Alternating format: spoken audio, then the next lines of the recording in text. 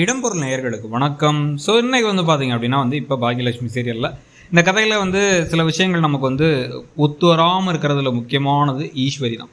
ஈஸ்வரியுடைய கதாபாத்திரம் ஆரம்பத்துலேருந்தே நம்மளை எரிச்சல் தர மாதிரி ஒரு கேரக்டராக எப்பயுமே இருப்பாங்கிறது நமக்கு தெரிஞ்சது தான். சில சமயங்களில் திடீர்னு பாசம் இருக்க மாதிரிலாம் இருக்கும். ஆனால் பல நேரங்களில் பாசத்தோட விஷத்தனம் தான் அதிகமாக இருக்கும்.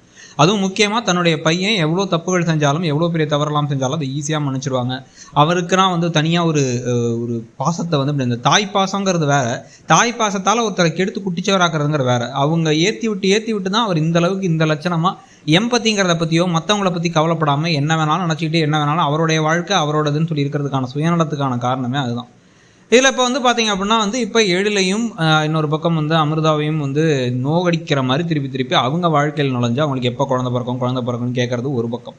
இன்னொரு பக்கம் பார்த்தீங்க அப்படின்னா ஜெனி செடியன் பிரிஞ்சிருக்கும் பொழுது ஜெனிக்கு அவங்க கோபம் இருக்குது, வருத்தம் இருக்குது. ஏன்னா செடியன் தான் தப்பு பண்ணாருன்னு தெரிஞ்சும் கூட பொண்ணை பெற்றவங்களுக்கு என்ன அவ்வளோ திமிரு அப்படின்னு சொல்லிட்டு பேசி செடியனுக்கு இன்னொரு கல்யாணத்தை பண்ணிடலான்னு வீடுக்கு கூட்டு ஒரு பொண்ணெல்லாம் கூட்டு வந்தாங்க. ஒரு வேலை நேரம் பாக்கியாவோ இல்லை செடியனோ அதை தடுக்கல அப்படின்னா அந்த கல்யாணத்தை பண்ண வைக்கிற மாதிரி ஒரு முடிவில் தான் அவங்க இருந்தாங்க.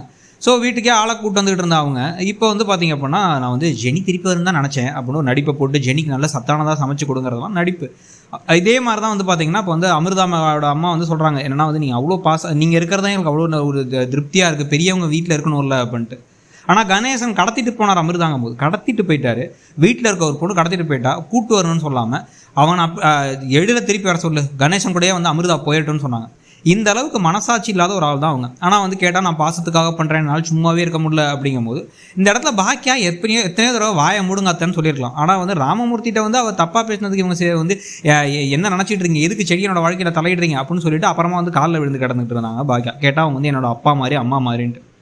இப்போது பாக்கியாவுக்கே கல்யாணங்கிற ஒரு பேச்சுவார்த்தை வந்துச்சு. ப்ளஸ் பழனிசாமியோட குடும்பத்தை கேட்க ஆரம்பித்தாங்க. பழனிசாமியும் பேசினாங்க அப்படின்னு தெரிஞ்சால் கண்டிப்பாக ஈஸ்வரி ஒத்துக்கக்கூடிய ஆளே கிடையாது. இன்னொரு பக்கம் அதை ஏற்றி விடுறது கோபி பக்கத்தே இருப்பார். வேணும்னே பாக்கியா மோசங்கிற மாதிரியும் பாக்கியா வீட்டை விட்டே துரத்திடலாங்கிற மாதிரியும் நான் வேணா பணத்தை திருப்பி வாங்கி கொடுத்துட்றேன், ராதியா வச்சிருக்கா நான் அப்படி இந்த வீட்டை விற்ற பணத்தை அதை வச்சு நான் வாங்கி கொடுத்துடலாம், இந்த வீட்டை திருப்பி என்கிட்ட எழுதி தர சொல்லிட்டு அவளை போக சொல்லுங்கள் அந்த வீட்டை விட்டு அப்படின்னு கோபி சொன்னால் இவங்களும் அதை கண்டிப்பாக சொல்லுவாங்க.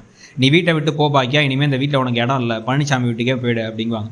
இதில் வேறு இந்த எழில் விஷயத்தில் எல்லாத்துலேயுமே எழிலும் கடுப்பாக இருக்கார். பாட்டி இப்படி ரொம்ப நோகடிக்கிற மாதிரி பண்ணுறாங்க அமிர்தாவன்னு சொல்லிட்டு கூடிய சீக்கிரத்தில் ஒரு சண்டையாக வெடிச்சிச்சு. நீ வீட்டை விட்டு வெளில போ பாக்கியா, இந்த வீட்டில் பேசாமல் நானும் என் பிள்ளைங்க நாங்கள்லாம் இருந்துக்கிறோம், நாங்கள் நீ இருந்தாலே உனக்கு நீ ஆளே மாறிட்ட அப்படின்னு பேசிகிட்டு இருக்கும்போது இது என் வீடு, நீங்கள் வெளில போங்க அத்தை, நான் ஏன் வெளில போகணும் அப்படின்னு கேட்குற அளவுக்கு பாக்கியா வளருவாங்களா? இல்லை கடைசி வரைக்கும் இவங்களுடைய வாழ்க்கையோட முடிவை இந்த ஃபேக் பாசம், ஒரு உண்மையான பாசம் இல்லாமல் போலி பாசம் காமிச்சிட்டு இருக்கிற ஈஸ்வரி கிட்ட அடகு வைக்க போகிறாங்களாங்கிறத பொறுத்து இருந்து பார்க்கலாம். உங்களுக்கு என்ன தோணுதுங்கிறத சொல்லுங்கள். தேங்க்யூ. இடம்பொருள் நேயர்களுக்கு வணக்கம்.